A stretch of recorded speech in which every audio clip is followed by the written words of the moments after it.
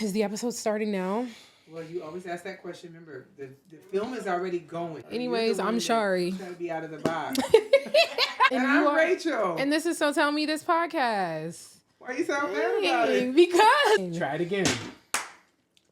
I'm Shari. And I'm Rachel. And this is So Tell Me This. This is not a drug, this is how I feel. Pop champagne, I'ma do it for the thrill. Escape with me, I'm saying it maybe we could take off and then land on a jet ski. Baby, I'll hold you tight. Top shelf with it. We have this conversation all the time. Like all the time, like growing up, being a teacher's kid, and then also you being my teacher on top of it. We're just always talking about it. I don't even know what brought it up. I know because I said something and then you said, "Oh, Mom." Oh, yes. I don't remember.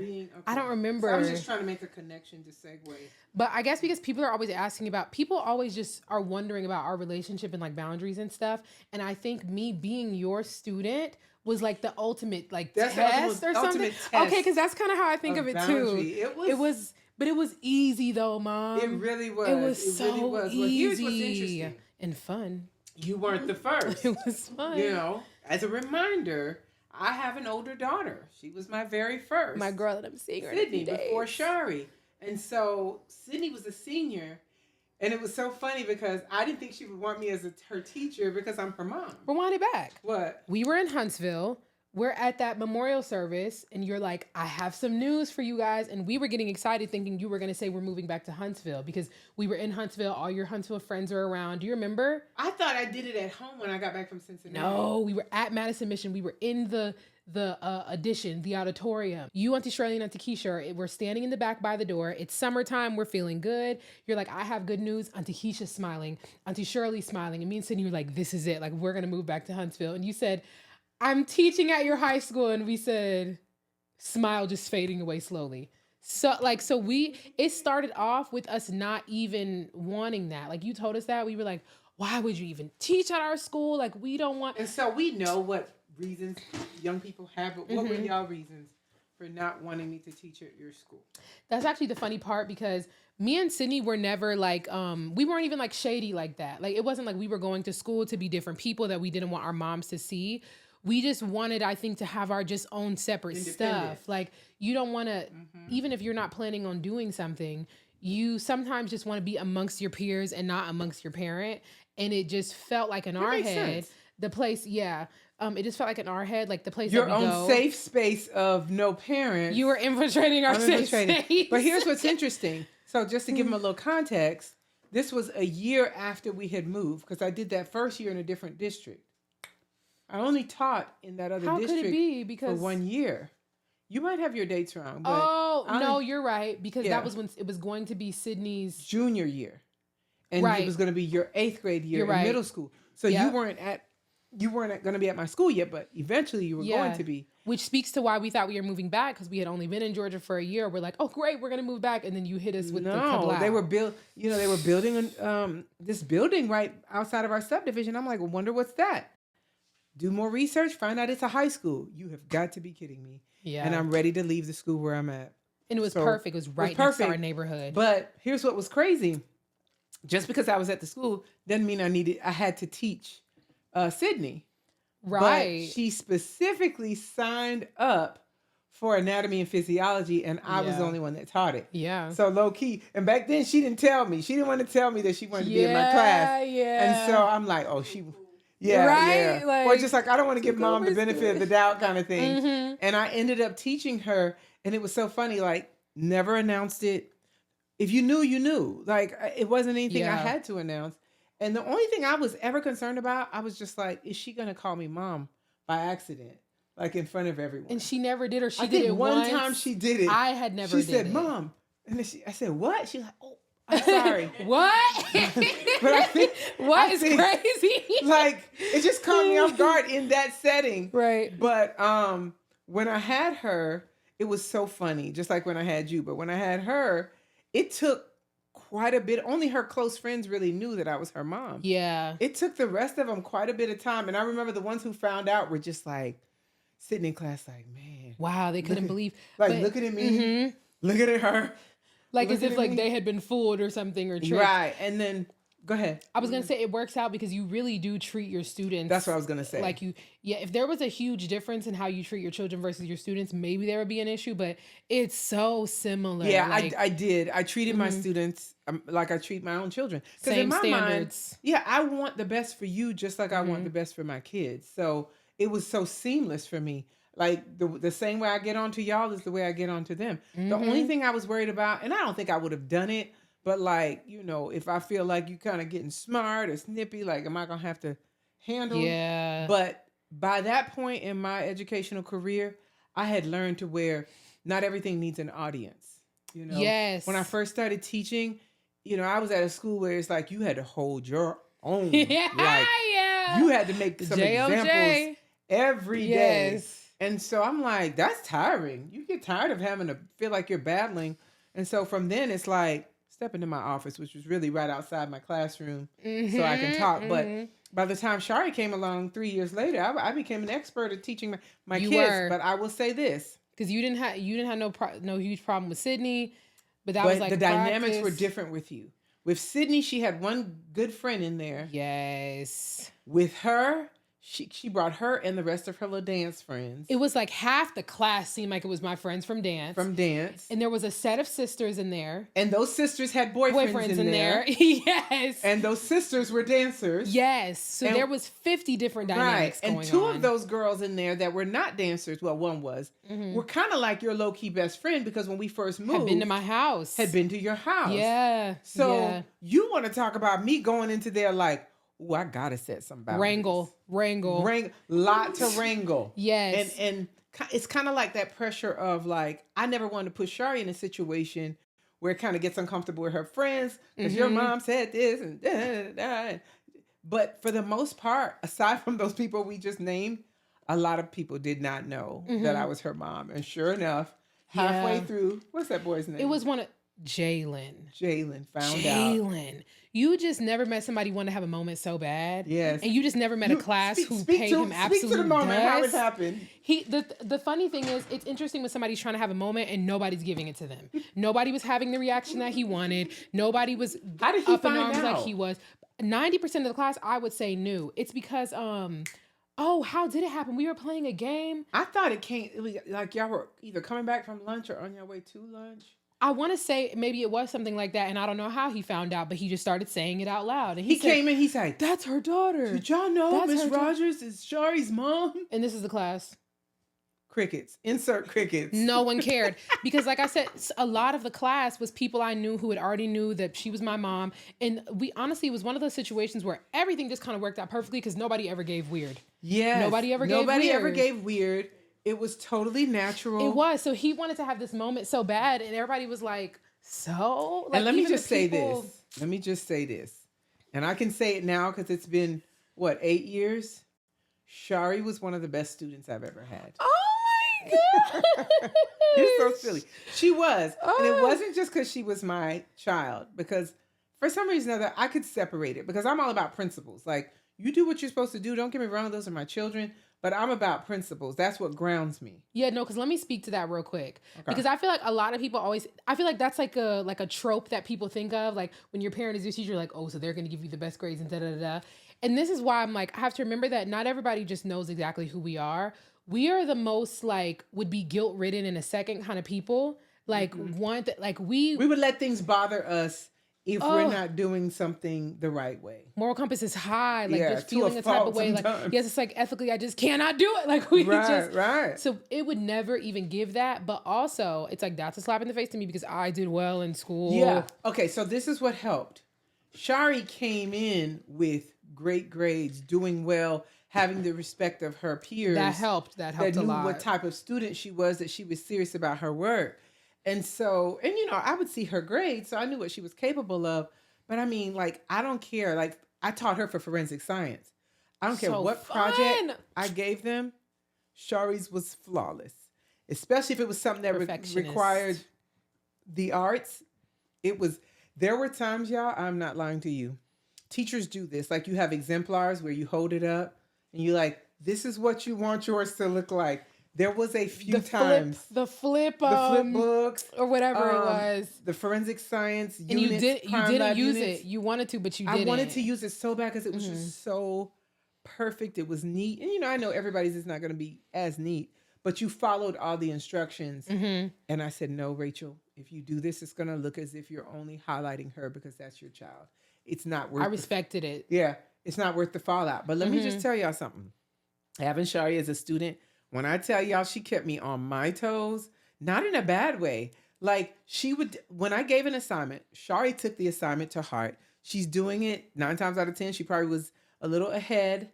And she would come back to me and she's like, is this supposed to be like this? Or did you know we could find these on these pages? I was good for a question. I wouldn't say, this is wrong. I would say, did you mean for or blah, blah, blah? Did you know that all this evidence, this trace evidence and biological evidence are on these pages? And I look at you and I'm like, I've been teaching this for 5 years. And nobody else ever picked up on this. No, the only time but I never got bucked though, but I was very resolute. Was that time we took that test and there was that question about blood spatter. I'll literally never forget. It was about blood spatter on porous versus non-porous surfaces. Mercy, and you're scaring me right now. Because I'll never forget. Cam got the question right by accident, right? You didn't teach that in the unit. He just happened to get it right. The argument was, are we going to take this question off the test because did we go over it or not? I said that was never in the PowerPoint, and I know it because I look at the PowerPoints on my phone, and I know for a fact, roll the tape. Like, it was giving very like, so it's a reunion. You were for taking the question off? I was for taking the question off because I said, we literally did not go over this. This was not in the unit. We did not talk about porous and non-porous surfaces and blood spatter on that specific thing in that PowerPoint that we had. I remember, Mom. So and what was the decision? Cam was like, yeah, we did. I'm like, give us the footage because we know. So sure enough, you pulled up the blood spatter PowerPoint, not a trace of a question about that. And I said, yeah. So we're taking the question off. That was the only time where I was like, no, I know this. Because I'm surprised I didn't, because I'm going to make it right. I'm going to make everybody whole. The other option would have been give everybody else points. Oh, like it'd be bonus. You were like, it could be a bonus question. Or, you had said something like that. There was a couple options. Basically, whatever that question was worth, whatever point value it was worth, give everybody those points. That way it doesn't hurt them. Or remove the question. But we ended up removing it because it wasn't in the PowerPoint, and I knew it wasn't because I used to study those like and that just speaks to, and I'm just going to say this, and I'm not just saying it because it's me, but that is the type of teacher I tried to be. Like, sometimes we make mistakes. Yeah. And sometimes you don't always get it right. Sometimes there's some stuff you missed, and it's better to just roll it back and be like, you know what? Let me make this right than trying to stand firm because you don't want to make it seem like you're wrong about stuff. Right. But what I loved about having you and Sydney, it's like there were times things would happen and I would look at y'all and it's like we would all get it. Yes. But of course nothing was said because, that because we're your kids, like we get it. And I will say for my class, and I think we've talked about it before, we just lucked out on a good class. Let me tell you something. It just was a good class. That was the best year. It was. Even when and I've had some great classes, and I probably would get in trouble saying this, but honestly, that was probably my best class in my 25 years in the classroom. Like, I'll tell you why. Because literally, I would get up there. I'd be like, guys, y'all ready to learn something? They're like, yeah. And it was like the entire class, seniors, minus one or two. But when I tell you the whole class is on the same page. And when they were loud and talking, it was because everybody wanted a chance to either make their comment, ask a question. We're talking about the content. Like, nobody's talking about anything else. We are just that interested. We also, you just have a way of just making it fun. Thank you. But it just was so much fun. We played Mafia on the last day of class. Remember how much fun we had? That was the best party we've ever had. That was the best party. Like, it just was such a good class. There was one thing you didn't like, though. What I didn't like? Labs. Ooh. You want to do this. Shawty does not play well. She does not play well academically in teams. She wants to do it by herself. Let's put a caveat on that. Put me a part of a good team of like-minded individuals, and we're like-minded in that our principles are the same, but we all bring something different and we bring something great, and we're self-starters. But Mom, and here's the thing, and y'all, the people putting that student in your group. No, because you know that's where I'm going. Hold on. His life is forever changed. No. I feel like the students. No, I feel like, and I'm talking directly to y'all, and you know who you are. When you were that student in school, where the teacher just relied on you because they said, okay, I know this student will have it together, so I'm going to put X, Y, and Z in their group because they will get them together. I've experienced that my whole school career, and y'all know what I'm talking about. And I can get that, Shari, but tell the truth. I was always the student where they said... Tell the truth and shame the devil right now. You know, I was very strategic how I did groups. Yes, I was hoping, I'm like, yes, he's struggling a little bit. Just don't do the work for him. Remember I used to tell you that? But that's my thing, because I don't like delegating. It was Shari that would take it upon herself to try to do everything. I would go over there and I'm trying to check her to make sure everybody has a role. Everybody has something to do. Okay, Shari, you're the one facilitating. All right, person A, you're the one that's writing it down. Shari's facilitating and writing it down. What are we doing? Because here's the thing, it wouldn't even be by choice. It's like they're looking at me like I'm the leader. I didn't say jack. You didn't even make, oh, this person is group leader, this person's group leader. It's just happening on its own.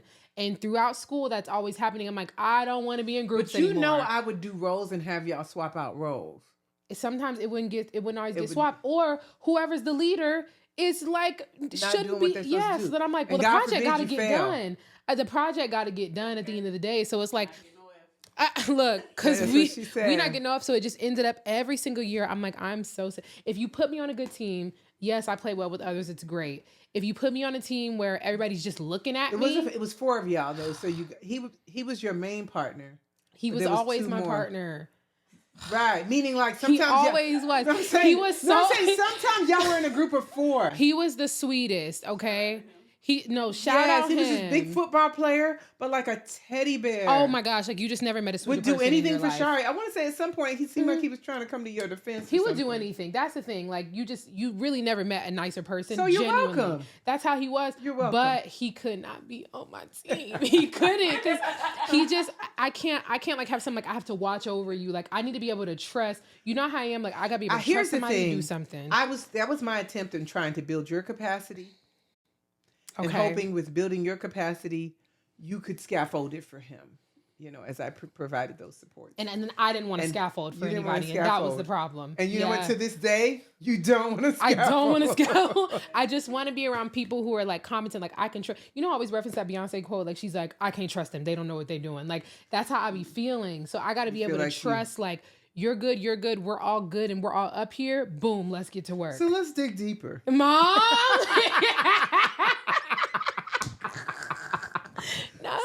So in that not trusting and feeling like you gotta, how does that play out like in your day-to-day life, or does it? Me never asking for help. And I know this. And where does that come from? Because not therapist. Because I like see where she's going with this.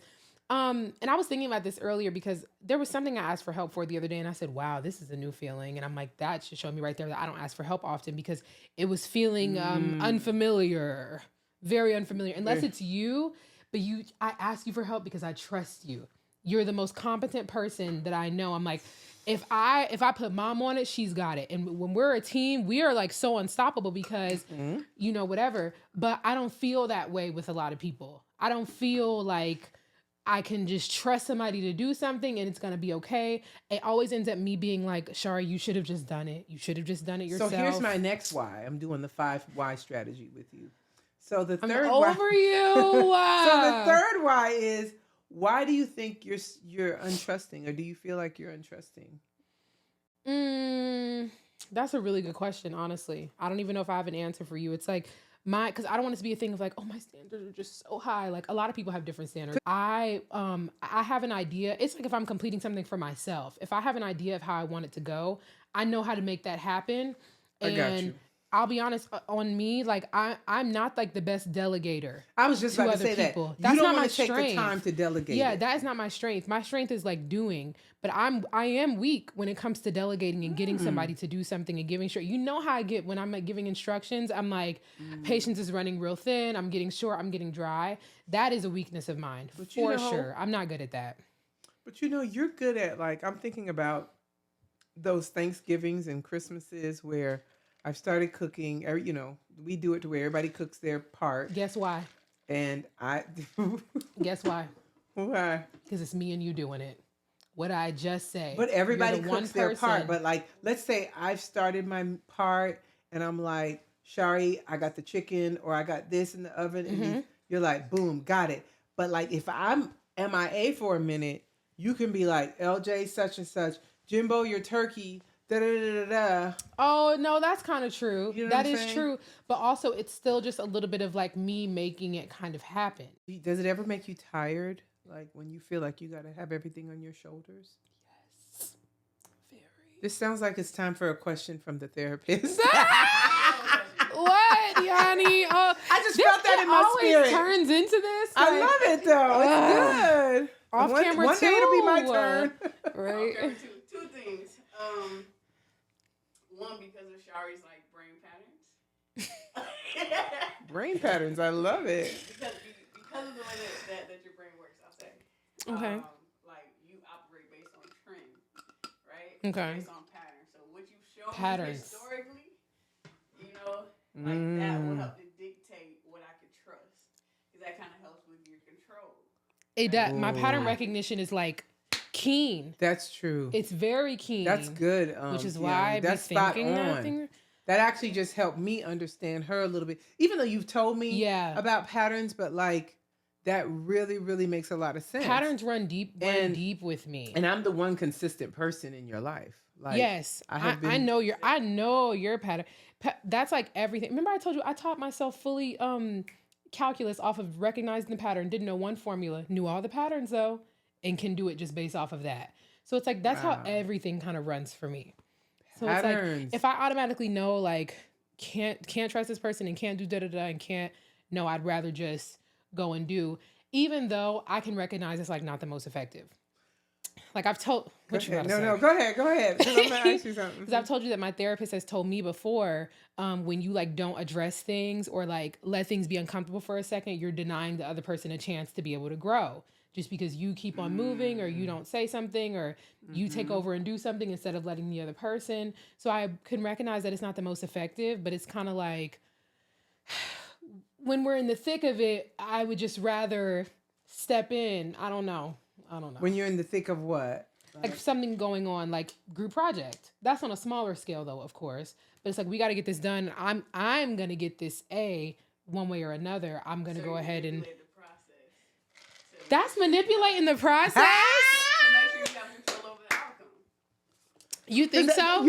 I think you're getting taken aback by the word manipulate. Okay. But in essence, that's what it is. Yeah, say it scientifically. Like, you think what so? The word manipulation I mean, is used for. yeah, like when you're manipulating something, you're taking something and like maneuvering things around in order to make it work for you. Wait, who said something? Yeah, Jerry. What did he say? What did he say? Yeah. Oh, yeah. Yeah, you're modifying it. You're moving pieces You know around. what? Yeah. I more so thought of it as like I'm shutting everybody out and ignoring what they've got going on and doing my own thing. Right. Because, and I think maybe that's why I'm wondering like why that didn't click with me at first is because I'm not, when I get in that mode, I'm less concerned about what everybody else has going on. You know what I mean? Like, I don't care what you do from here on out, actually, because you got it. Yeah, I'm doing it. Like, it could be whatever. But that's interesting. Go ahead. No, go ahead. I think it's important though to view everything from like a holistic standpoint, right? Like, Okay. Who is Shari? Shari is somebody who cares about other people, who loves other people. This is true. Who I is do. in the driver's seat, right? But you're not leaving them to walk. You just have them sit in the back seat. So yeah. Come on, therapist. You don't want them to fail either. So I don't. Yeah. So no, you're not like leaving them. Like yes, you're manipulating the process, which yes is stunting their growth, right? Yeah. But from your intentional standpoint, Yeah. you think that you're helping everybody along. Right. Yeah. I actually had a question for you completely off topic, but kind of going back. I love questions. Come on. Because the same year that I was in your class, the same semester was the same semester that I broke up with my boyfriend. From your vantage point, how was that, Mom? Because I don't think, sorry, I'm bumping the mic. I don't think I've ever asked you what that looked like from your perspective during class. Like, we've talked about a lot of stuff. I'm gonna tell you. Okay. You know, that was your boyfriend, and you know, y'all would have, and I knew him, you know, liked him. Mm-hmm. And y'all, there were days that, you know, y'all probably didn't have a good day, but it never affected you in class. But when y'all broke up, other was a zombie. students were coming to me asking me, "Are you okay?" You didn't tell me that. I never told you Never. that. Yes, is Shari I was okay? a zombie. She was like completely I was a shell of detached. myself. All My that. hair wasn't done. That would never happen in Well, life. you weren't looking crazy. I wasn't looking crazy, but Mom, you know me. Like you're teaching class. I'm filing my nails under the desk, and I'm taking out my comb, and I'm taking notes all at the same time, and I'm not missing a beat. The filing the nails under the I desk. always had a got nail me file, weak. and I always had a comb, and I was always gonna look. I did not play about my hair looking a certain way. didn't. But I literally remember like waking up and like taking my scarf off. I had a braid in. I said, "Well, let's go to school." I'll never forget. I remember the outfit I had people on. can relate to that. I remember the outfit I had on, the shoes I had You on. remember the outfit? What's Yes, the outfit? it was like this gray. Remember the Jags for Jackson shirts? Mm-hmm. I had that on. It was the gray with the blue sleeves, and I had on like these jeans that was a little bit high water, and some white socks and my Sauconys. And I remember I was like, I don't really like the outfit, and but this goes to speak to like the energy that people carry. Because literally, Oof. with you feeling that way, you just had a moment thinking about that. because I remember how every day sucked going. Yeah, to class. but like it kind of shifted the energy in the room. yeah, Because the thing is, you're a talker, but like in class, like you just talked when it was appropriate. Like I was never seeing you like constantly busy. Like you were Side just conversation, always sitting yeah. waiting. Like what are we doing next? Kind sitting of thing. on ready for But the lesson. that day, you were visibly disturbed, and what was hard Disturbed for me is the word, truly. Yeah, you were disturbed, and I couldn't do anything during class. Like, let me tell you something. How was that for When you? your children are brokenhearted, oh my gosh, it is the worst thing ever. And I was in your Because you were in my class. class, so I couldn't be like, girl, come here and sit behind my desk.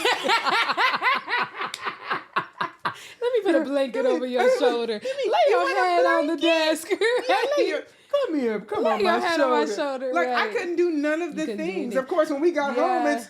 And I'm like, like Right, but while we were there, it's very painful. But you know what? The whole time I was like, almost everybody has to go through heartbreak at some point. Yeah. And once again, going back to parenting, it's like I had to give you space Yeah. and room to go through your process without feeling like did. I had to fix it. Yeah. I wanted to fix it, but I also knew I couldn't fix it, Mm-hmm. and I had to let you process it. All we Yeah. could let you know is both of us. Jimbo was there for you too. Like, Yeah. we're here for you. You know, we know it's gonna hurt. We know it's gonna cry. It's okay.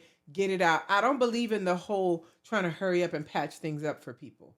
Yeah. When you think about that, You let us that's- have our moment. Yeah. Like, when people do that, a lot of time it's for their discomfort. yes. You know, they care about you, but it's like I can't stand seeing I you can't stand like to this. see you this way. No, I had to get outside myself and be like, yes, it does hurt me to see her this way, but she's got to go through her process. You know, watching you, I knew you weren't going to do anything to harm yourself or anything like that, but it was just a really hard watch. to I see realized you I going through never that. asked you what that was like for you being seeing me in class. Yeah. Because we always talked Yeah, we about it. never talked about it that didn't in occur to me class. until just now. I do remember one moment though, and I was like, oh, I'm so glad to be in this class right now. But it was another day I was really, really sad. I remember what I had on that day too. I had on my red cheer pants and I had on like a gray top. And we had a presentation that day where we had to figure out, it was something about a fire stick poker and something else. And we had to figure out what crime had happened based on the evidence. Amber, I had presented it and I had just come alive. I'm laughing. I'm doing the demonstration. I'm like doing all these things. The class is like engaged and having a good time. And I remember I had forgotten about everything in that moment. Like I had completely, I mean, by the time I sat back down, I wanted to cry again. Wow. But that speaks to like, sometimes you got to do the tough things to like yeah, that class help yourself get through it. yeah, and just how great that class was in general. Like Yeah, they were I had really good class. I was having such a good time in there. It would be the seconds of the day that I did not think about it, if I'm honest. Right. Can we talk about the times that you waited the last minute to ask me for lunch money, and you were like, almost every month you were running in. You would leave for lunch and be like, "Oh, Mom, I forgot. I have no money on my thing. Don't you dare go to sleep."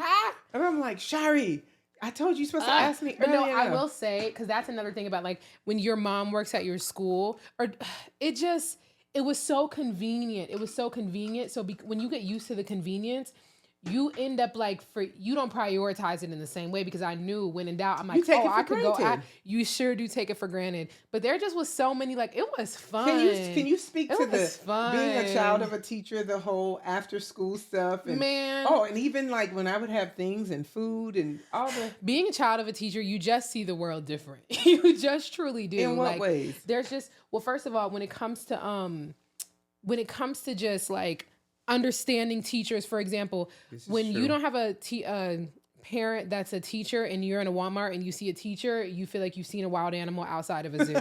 You're like freaking out. Like, I just understood teachers as people because I see you as my mom and like as a person. This is true. So it's just like the way the teachers would act, even though I would have my little like feelings about some teachers, I still like got it in a certain way. Like, also just, I was really thankful that we always had the same schedule in life. Like when I thought about it, I said, we have been on the same schedule my entire life. We were off the same days. And here's something I used to do best. that I really was happy I was in a position to do this for you guys.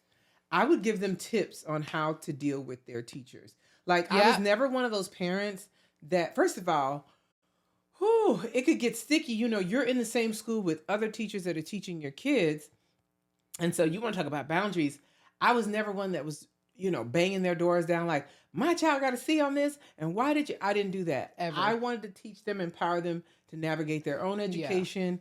Yeah. If it's always me, then they're not going to take responsibility for it. So if they weren't doing well, I'd be like, I noticed you didn't turn this in. What's going on with that? Well, my teacher, you have a conversation with your teacher. Right. Well, that's up to you to show that teacher your work. And then sometimes they would say, I asked my teacher such and such. And the first question I would say is, was everybody else there? Did you do it in front of everybody? Right. Like if a teacher says nobody can do X, Y, and Z, and you raise your hand and ask if you can do X, Y, and Z in front of everybody, you did used to say that. The answer for sure is no. Yes. You're like, did you ask during class? Yes. Well, that's why they told right, you. No. So I'm like, sometimes there's some exceptional circumstances. You pull that teacher to the side and be like, listen, here's what I got going on. I'm not saying you are guaranteed to get, the answer that you want, but chances are that teacher, especially if they know you're the type of students on top of things, you're trying to do the right thing, they might give you some grace. They might understand. They taught us some tricks of the trade. Turn that in tomorrow, but never ever ask certain questions like that in front of everybody. Yes. Also, you being a teacher, I was better at presenting and doing PowerPoints because as a teacher, you had to present and do PowerPoints. Yeah. It was to where I was thinking everybody knew the same information. You were one of the first people to tell me, if you're doing a PowerPoint, you are not reading every single bullet. Because that's right. What's the point of that? So people can read for themselves. Yeah. So when I would see people do that, I'm like, but I thought we all knew that we wasn't supposed to read. But that was because you would be like, no, you know your ideas, you have your bullets. They're there to remind you. Yes. Like you taught us a lot of tricks. And you shouldn't be putting paragraphs on a PowerPoint because it's called a PowerPoint. Yes, how to email the teachers. Like I was good at writing a good old email. And when I would look at some of like my friends' emails to teachers, I'm like, no. Because it's like stuff that you would have been like, Shari, you never put that and you don't do this and da-da-da. You just like had us set up. It helped you matriculate. I will say this is one of my like joys of having you guys at my school. And when I think about it, I kind of get emotional. Both of y'all, first of all, Sydney had her senior walk. The senior walk at this particular high school is the seniors' last day, and they kind of like, there's the band playing, and they march through the hallways. I sobbed during my sister's senior walk. And what a treat. Like, both of y'all were in cheerleading. Yeah. Right? But you were a freshman. She was a senior. Mm-hmm. It was her senior year, so it's like all three of us are together. Yes. Kind of how we had been, right? Yes. And I'm just like crying, and it's so emotional, but I'm like, I'm so glad I'm here for this moment. I'm so glad her little sister's here for this moment. Yeah. And then you got to do it too. So that was those moments. And even that time when you were a freshman and you were the flyer at the huge pep rally, they had you heel at the stretch top. Pyramid. That was the heel stretch pyramid. Pyramid. And they threw you up in the air. No, they had me an extension and I did a heel stretch. That too. Mm-hmm. You did that too.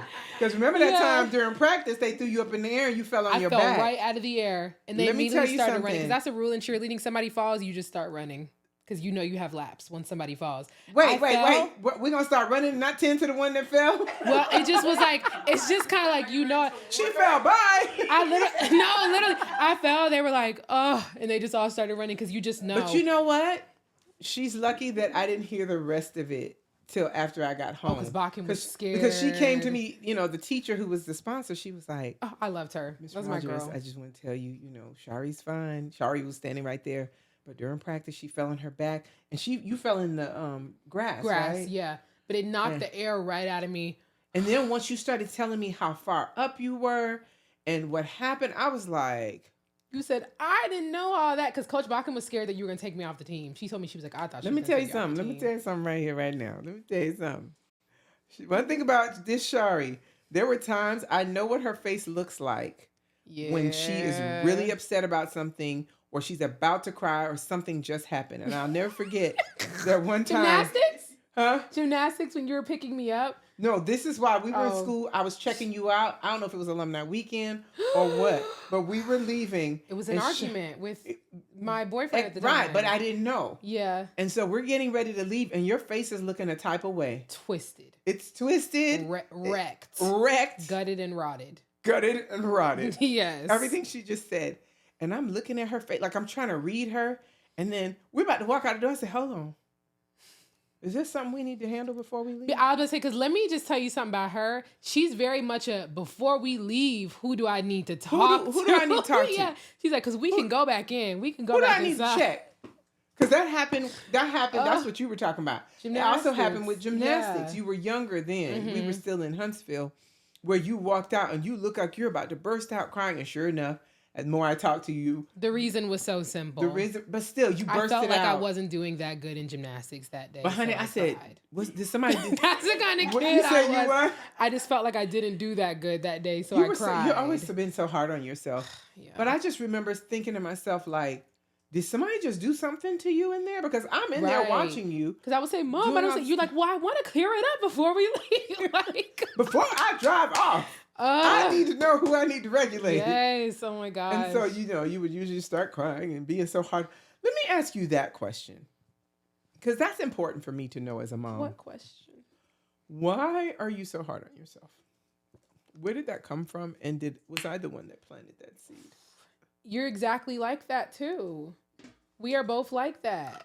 This is the same person. She'll have a speaking engagement. I'm like, Mom, like, what? How did it go? And you'll be like this. Whole time, I know you did good. I know this last thing you had, I'm speaking to you and I said, so what happened? Like, and you were like, well, Shari, there's like not much to say. I said, no, because you're not giving anything right now. It's not that Shari, not much happened. Too fresh. It's not that. Like, okay. I know, but I'm saying I'm your mirror. Is what I'm saying. Mirror. Yeah, look in the mirror. Because it's the same. That's what I'm saying, though. Like, you be trying to figure out. I'm like, look in the mirror. We were brought up very differently. I have a different story from you as to why I became that way. Because remember, part of my story is when I was in school, I didn't really study. I did my homework, but I got A's, B's, and C's. I think I had one F in my life in geometry class. And I went to class every day. I just couldn't understand geometry. Mm-hmm. And so, and my mom was, very busy. She wasn't in education, but she was educated, but not in the things of the American system. So, I pretty much was out there roughing it, so to speak. Like she loved me. I knew that she cared and she's going to hold me accountable. Oh, but, first generation. But I didn't necessarily I still wanted to have fun, go to the parties, do all the things. And it wasn't until, I got to Oakwood that I really, I did have the teacher that said to me, and I want to say I was at Oakwood then, if you could not study and get A's, B's, and C's, imagine what you could do if you actually applied yourself. Yeah. In combination with, I'm in class, I'm seeing kids like, they are studying, they got study groups. I have a reel about this where sometimes you got to change your position. So pretty much it was a biochemistry class. Very intimidating for me because I was a pre-med major, but I like the biological sciences, not chemistry, not the physical sciences. And so I had already struggled in chemistry, struggled in organic chemistry, best C I ever made. You said that. Yes, that's that filtering. Every major has a filtering class. From what I understand, accounting, I don't know if it's accounting 1. Organic chemistry is for those who are in the medical field. And so now I'm taking biochem. When I first started coming to class, let's imagine there are like 5 rows. I probably was sitting in like the middle row. maybe 3 or 4 seats back. There were people to my left constantly talking, having a good time, what have you. I'm trying to focus. I'm getting a little anxious. And I said, I can't keep sitting right here if I expect to learn anything. I'm looking over there at the people to the right, you know, the 2 rows towards the front. Test grades are coming back. They're getting A's, all the things. They're doing good. And so I said, yeah, they're doing good. So I said, you know what? I need to move my seat. Change your position. Change my position. I move my seat. All of a sudden, I'm answering questions. I'm hearing when there's questions. I'm hearing when there's a study group going on. You're like, study, right? You know, it was a study y'all group been study group. Y'all been studying. So I'm getting invited to the study group. Now people are looking over my shoulder at my answers. And in my mind, I'm like, I'm not even that chick. Like, I mean, y'all copying off of me, but I hope it works out. I never gave that girl. I never gave that girl. I'm seeing Cornell notes. So I'm learning how to take notes. So you like, Cornell, what y'all doing up here? She's like, well, you know, when the teacher talks, I turn what he says into questions and I put it in answers. And, like, it literally was mind-blowing for me. So I said all that to say, I became like that, hard on myself. Because, like, so by my senior year in college, it was my first time making straight A's. And that biochem class, I made an A-. Proud of myself for that. So by the time I got my master's, I'm like, oh, I got this figured out. And I never wanted to slip again. So that's why I became hard on myself, because I went for a period of time not really doing my very best. So you're saying, what's your excuse? Is what you're saying to me. That's what you're giving me. And so you have some of my DNA. Yes. As I was telling you with dance as well, that's a sidebar. We're not.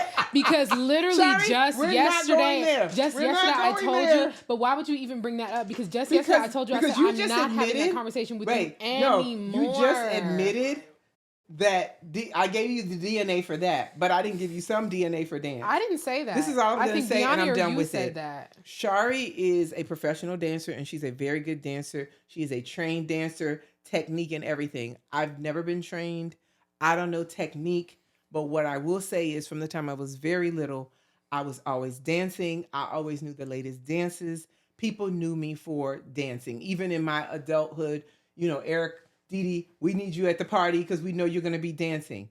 I gave you some of those genes. I refuse to give light to this conversation. She does not. Just yesterday, she does not want to accept I said, it. We will never talk about this again. You can only say that for you, not for me. Oh my God. But my thing is, you can't take some genes and reject others. It's not about if you got the gene for like being hard on yourself and being an overachiever. Remember, I told you nature and nurture. So not only was I dancing all the time, but when they were little, I used to take them in the kitchen and I'm teaching them the latest dances because I was in high school. Stop. I was in school. I'm learning from my peers. Shari, I'm getting it. You're right. You were in school, but you didn't quite have it. You didn't quite have it. No, I'm talking about at this point. I'm really not talking about this anymore. At this point, you were in elementary school, Mom. And you could have been in like second grade. Your sister was like in fifth, and I remember teaching y'all the Superman, all that. We were doing I learned that at school. Shari, I'm not talking about this anymore. I'm telling you, I'm not. I think we can pivot because oh my God. I brought up the dancing thing. Like, we literally just let me respond to my husband here. Let him know that I'm still recording. You respond to him, and I'm going to say my piece of what I was going to say about why, because you were like, where does that come from? Why are you so hard on yourself? I think like what Deani said, like it's a mixture of like seeing you, but I've also, and I'm not self-diagnosing, I've had like a predisposition to like being a little bit obsessive. And like, for example, growing up in school, oh my gosh, I don't think I've ever said this before. I was ordered to write with a pen like from young. It was, like, I can tell you what grade it was. It was third grade.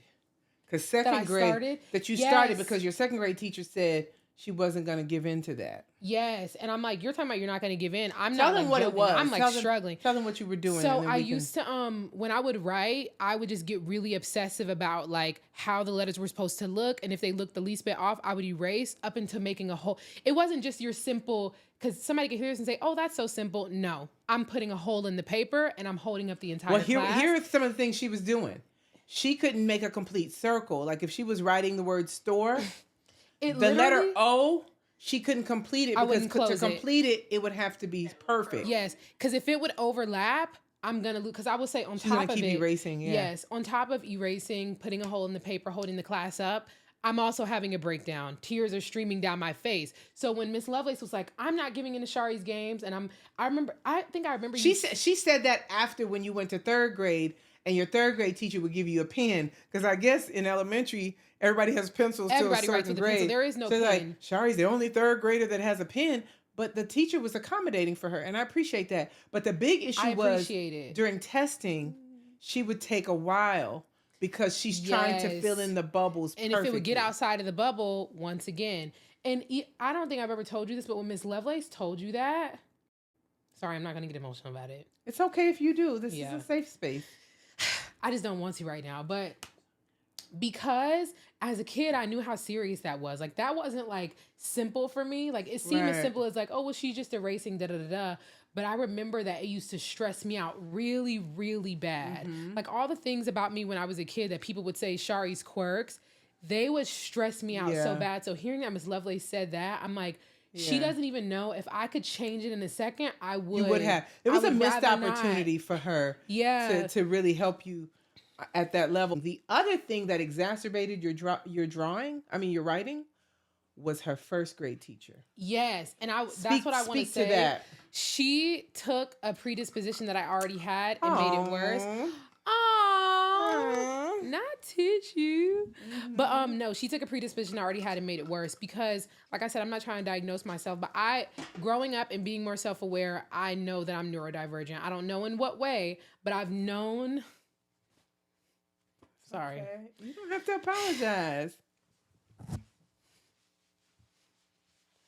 It's just when you've known something like your whole life and like people pass it off as like different stuff or think that I'm like playing games or that something's wrong with me or that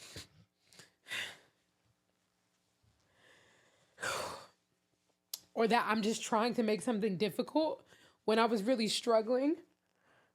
And I think it's easy to do that when somebody's a kid because kid stuff seems small. You know what I mean? Like little stuff like writing on a paper or just the 5,000 things that I used to do. Like my sock doesn't feel right and I'm having a breakdown or my pants are not on right. Anybody could see that and laugh, and people did. You never made me feel ridiculous for it, but when people would hear about the things that would really bother me as a kid, they thought it was funny. I was really stressed in those times, like a lot. Sorry. It's okay. Give me a hug. It's okay. Sorry, I just don't talk about it often, so. But I'm proud of you for talking about it. And it's not something I talk about often, and I think like when you suspect from being a child that you might be neurodivergent and you've never been tested for it, and but you feel in your heart like you can tell, it never goes away. And that's why as an adult, I'm like, I feel the same way today as an adult that I did when I was little. And when I talk to other people, like when I've talked to Deani and she like validated it, things that I never even like told her, like terminology that I've never even used, and her using it on me, it's like so validating. Or even just people asking me if I'm diagnosed with things that I already thought I was without me saying anything. People seeing just my behaviors, and people even be in my comment section, they're like, do you have this? Because you seem a lot like whatever. And I'm like, I've never even said that to y'all. But as an adult, it's really validating. Yes, because like I said, I have felt the same way for years. And it's so it's like just growing up in school, I had teachers that either like Miss Lovelace thought it was games, or Miss Hill who accommodated me, or there was somebody else. Miss Lovelace. Elementary or middle school? Elementary. Either like somebody like Miss Lovelace like thinking I was playing, or Miss Hill thinking that I'm like, you had the male teacher, Mr. Kennedy. Yeah, or like embracing it.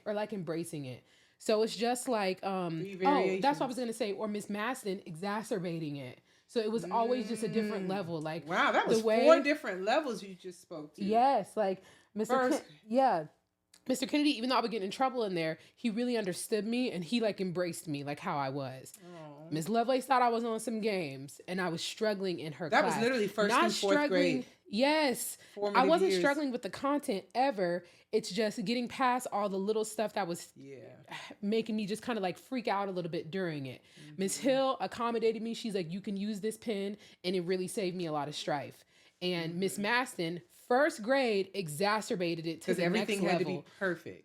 Something as simple as writing 10 sentences. I'll never forget, we always had a homework. We would have 10 vocabulary words, write 10 sentences for those vocabulary words. Everybody's done with that in 10 minutes. It's taking me, I'm not kidding you, multiple hours. It shouldn't, and even as a kid, I knew like that's not normal. It shouldn't take me hours to write 10 sentences when I'm not struggling with the content. There's something else going on. So it's just like, as an adult, thinking about how I felt in those moments, like it just does not go away. Like I remember it like it was yesterday. Wow. And yeah, so I think the being hard on myself, like it's like I certainly watched you, but I think those like those other extra nuances. Yeah, and like I knew I'm like I was already kind of predisposed in a way to be obsessive over that in the first place. Got it. And it just as the years go by, like just got worse. And I know we've had this conversation before. And I apologize to you because it was like, I'm sure some people might be thinking like, why didn't you get her tested? And you got to understand something. Like being in the educational system, there are things that you see from my lens. Like I had countless students who were diagnosed and labeled and treated a certain way as a result of that label, or they were taking medication and they were like zombies. Like I went to countless conferences. You saw a lot. You knew a lot. They're trying to figure out what's the right dosage because when he's on the medication, he feels awful. She feels awful. And I guess in my mind, like I was always observant of her and trying to make sure I met her needs and even trying to give her coping mechanisms. I remember we had this thing. Do you remember when you would lose focus? Oh, focus. Yeah. Yeah. I would tell her focus. And it was just a little trick to help her refocus. But in my mind, I was like, at the end of the day, I want to give her some tools to help her navigate. And I did. But, when I asked her, this could have been, a few weeks ago? I said, would you have wanted to be tested? And she said, yes. And that's when I apologized because I didn't, at that time, I really thought I was making the best decision for you because I didn't want you to be labeled. I didn't want you to be. Now, do I think people still would have not responded to you that way? I think people are ignorant. Everybody doesn't realize what they're doing to children. But perhaps if I had gotten you tested, then maybe I would have been even more empowered to figure out how I can help you navigate or even get you whatever services that you might need to be able to navigate through. I think you did the best with the information that you had at the time. Whenever I think back on it and I look at it from your perspective, I think it was just a thing of like, you knew how broken the education system was. It wasn't even a thing of like, well, I don't want my daughter to know these things because there wasn't that at all. You've never been a hider and you've never been a let's not address it person ever in your life. Well, thank you for that. You've always been like, nope, we got to know exactly what we're up against and we need to know da-da-da-da-da. But you knew like the education system is so broken and this could go like haywire. But and it's like now, it's like, do I wish that I would have been tested? Yes. I see your perspective though at the same time. But I do 1000% think like, if you can get tested, like, oh my gosh, yes. Like, please just do it. Like, if you can make that happen. You need to do your due diligence. Because it's expensive. Yeah. Even as parents, do your due diligence. Like for me, I happen to be immersed in, education. So I kind of had a different lens than maybe a parent who's not an educator. But like when you see things in your children, you got to go deeper. You got to figure it out. And if you have the means by which to get tested, by all means. That was just a decision I made at the time that I thought was best for my child. Based off of what you knew. Based off what I knew and what I had seen. Yeah. But there are a lot of kids out there who are being serviced, who are getting the services, their needs met with those services. Unfortunately, it's just not accessible enough. Like, it's not as accessible as it should be, I feel. Yeah, and I but forgot. That's all of healthcare, like, just not accessible enough, like, not... Like, especially, like, let's say it's through insurance. Some people don't have insurance, Yeah. And even if they pay, a lower rate, they don't have that money to go pay. Think about it. People who are struggling financially, they're going to prioritize. Put food on my table or get my child tested. Yeah. for this, you know? So it's I'm sensitive to all those things. Yeah, it's unfortunate because it's when something like that's so important, I feel, is inaccessible, like it ends up creating more issues. So like people who really want to and really should go and get tested because they need like to be able to know these things, it's just like they make it like. And you know what I think, like here I'm in my educator bag here, but here's what I think, like the takeaway is like children, people need to be seen. Like your hurt came from, there were often times that your behaviors that you manifested quite naturally, you didn't feel like people saw you. You didn't feel like people heard you. You didn't feel like people were sensitive at all. It was Shari's quirks. You know how Shari is. Yeah, she's weird. I was so sick of how Shari is. Yeah, and there's so many times for so many different reasons, people don't feel seen. People don't feel heard. And you don't have to be an educator to make people feel seen or heard. Mm-hmm. You just need to try to put yourself in their shoes. Like, everyone's different. Mm-hmm. And let me be sensitive to those differences. Yeah. Yes, child. Man, that was really huge, Shari. I'm so proud of you for just being transparent and letting that, because the thing is, you saying that, you're not the only one. Yeah. So somebody's going to be hearing this that needs to hear it. And I always say, like, they're going to be set free by hearing you, work through that pain. And I'm glad to hear that, because I didn't even realize to this degree, until we had talked about it recently, how deeply it was still like on you when it comes out. Yeah. It's because even as an adult, there's stuff every day where I'm like, girl, now you know something going on. Like every single day I'm like, something is certainly amiss. Like something's going on. But will you do it as an adult? Do what as an adult? I want to. But I wanted to say there's a lot Take the test. There's Isn't a lot it a test? to, or I think like different assessments, different. Yeah. There's a lot to being able to still feel valid in what you might really think is going on with you, even if you haven't been diagnosed. Not saying that everybody should run around and self-diagnose, but you can still like feel like you're still valid. If you know, especially been feeling something for years, like I've been feeling the same way since I was a kid. Nothing, it has not changed. Like, and there's been evidence of like that would confirm. Yes, people telling me stuff that I haven't even like said, and I'm like, no, I can feel valid in that. Do I want to officially get tested and see what's going on? Yeah, I want to know what's because I didn't know if it would like give you a sense of, I'm not gonna say closure because it's not something that you have to close out, but as far as like affirming. Yes. Like Diani, earlier when you said, let me just tell you about our producer, Diani. Diani always has the words, but producer we were just therapist. Yes, we were just talking about some of like, like my behaviors and how I operate.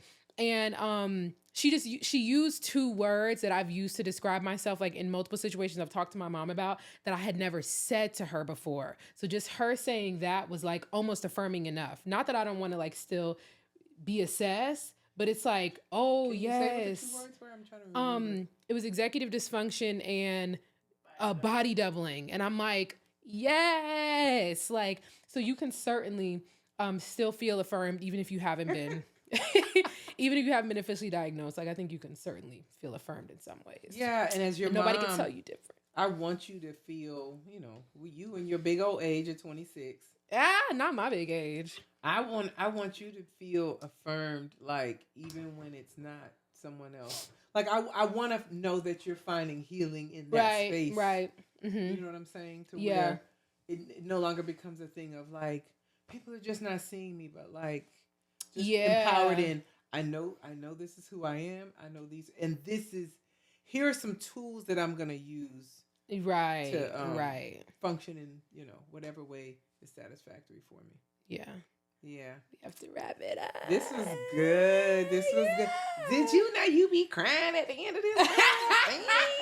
Anyway. But that was So Tell Me This Sundays, and we'll see you next Sunday. Holler. Not holler. You love to say holler too. Like that's not the first time. Holler with hard R is crazy. Not even like holler. I feel like I'm being judged right now. We listen and we do judge.